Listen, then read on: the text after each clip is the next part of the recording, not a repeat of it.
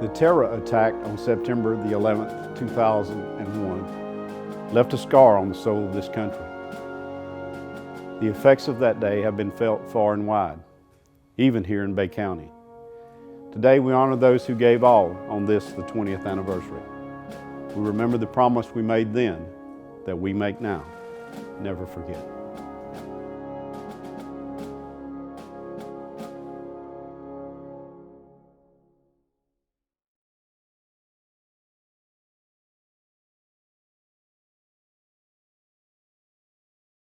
So I was the county's chief of emergency service on September 11th, 2001.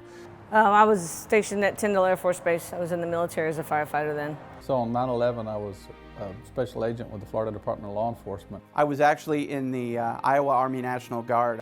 I had just come off shift from the fire department down in Orlando area, and this is back prior to carrying cell phones as much as we do now. My home phone was ringing, and it was the lieutenant from the shift that had just relieved me. He said, "Probably ought to turn the TV on." I was seeing patients in my office, and my nurse came rushing into an exam room where I was and said, "Dr. Dunn, something terrible is happening." I immediately thought, perhaps an accident. Walked into our incident command center at that time and happened to see the second aircraft impact the second tower, and at that moment it was very clear that it was an act of terrorism. First, it was a state of shock and disbelief. Just couldn't believe that something this could be happening. I mean, just had no idea that it was real. I can't believe this is happening. This is disbelief. This can't be happening. This has to be something other than what it is.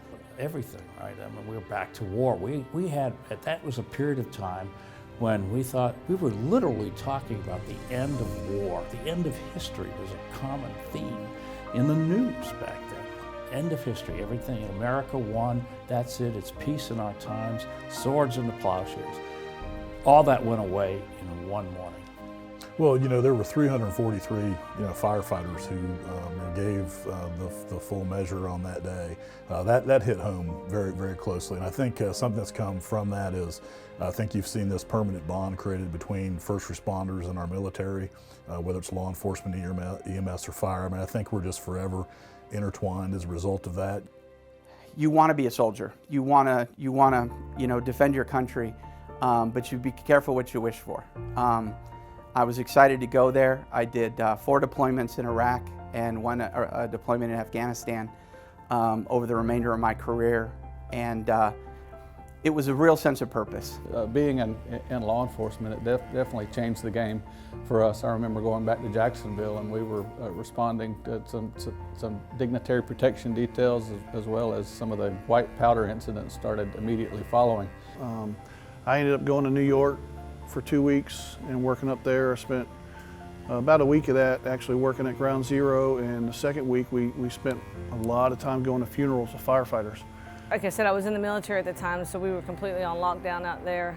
Had to be careful coming home. Being a veteran, it was amazing. Bay County accepts you. There's a lot of veterans that live here. Not a day goes by that somebody doesn't thank me for my service. That's always kind of hard to respond to, because you just want to say, it was my honor.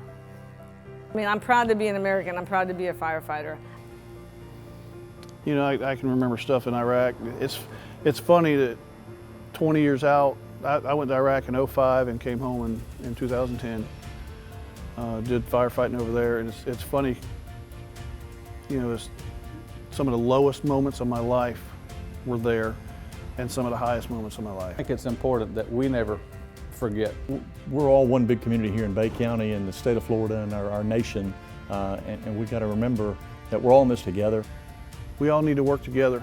That's what's always made America strong. That's what we need to keep doing now, is keep working together. And we can overcome just about anything.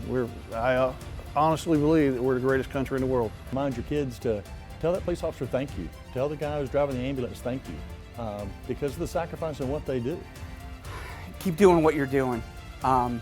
Respect what you're doing, and understand that the community respects what you do.